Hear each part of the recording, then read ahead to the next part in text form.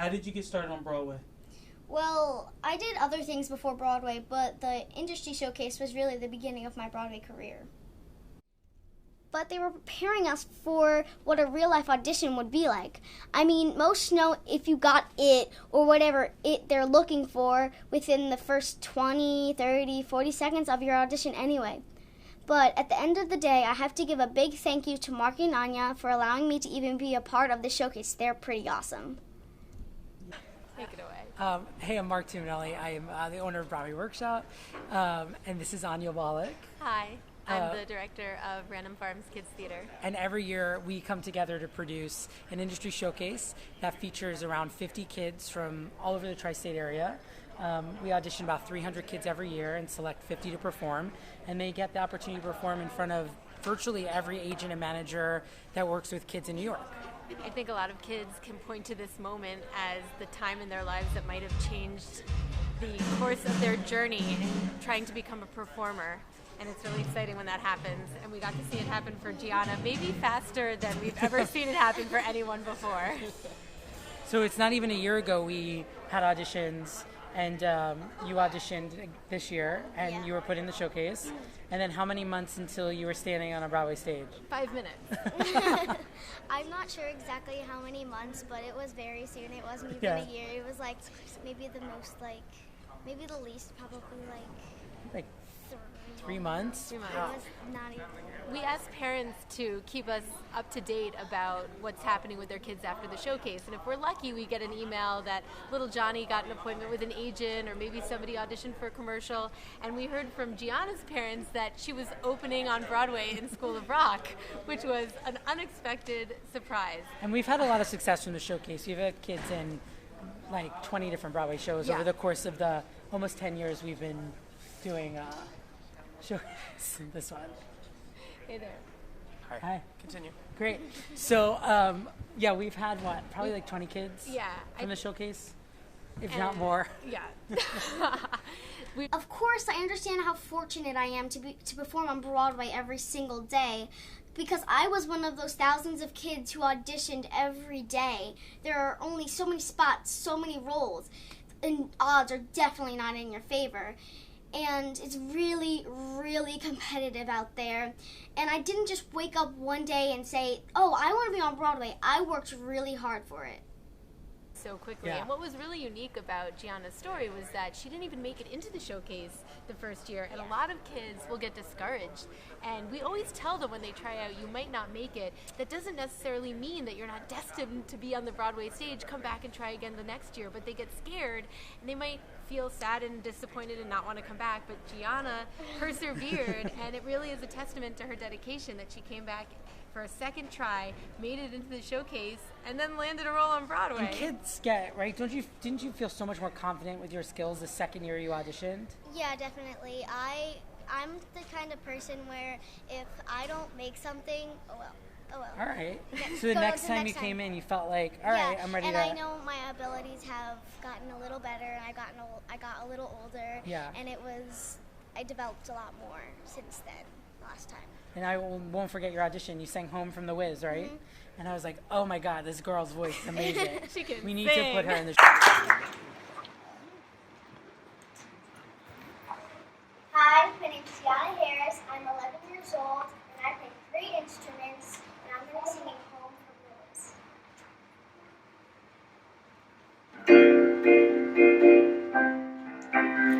Living here in this brand new world might be a fantasy, but it's torn me down love, so it's real, real, real to me. And I've learned we must look inside our hearts to find a world full of love, like yours and mine,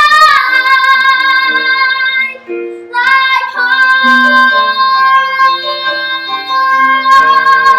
Just like the thousands of other kids, I've had my shares of no's, and it's really not fun. My very first audition was an open call for Matilda, and I got a call back, and I was super, super excited about that, but it didn't really work out. I auditioned for Annie, too, But that was a really terrifying but fun day. So many other talented kids there.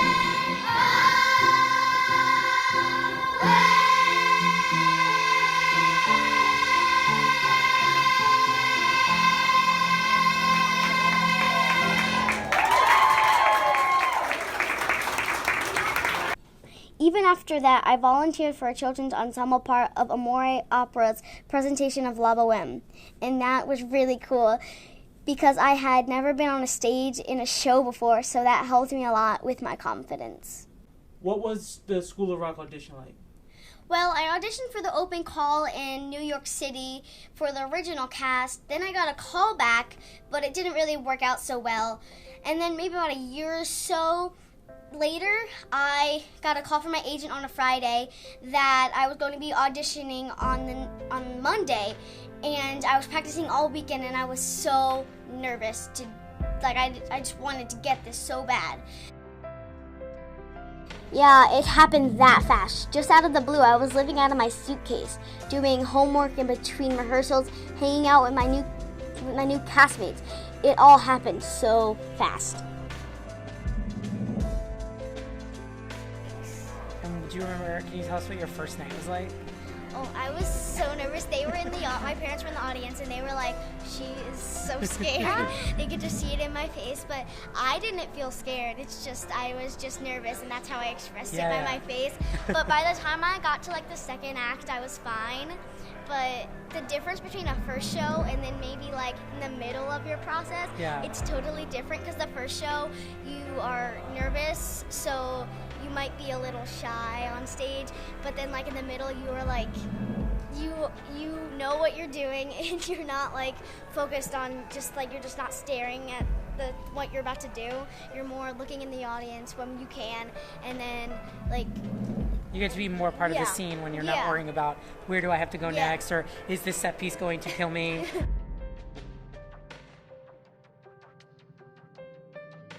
After the show was amazing too. It was such an energized show that everyone seemed to still have so much energy afterwards. People waiting in line to get your autograph is really cool too.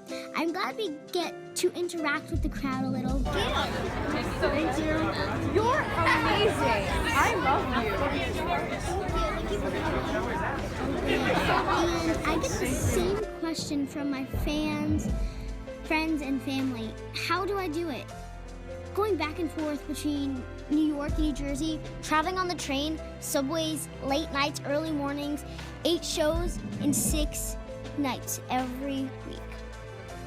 My thinking is, if I don't do it, someone else will.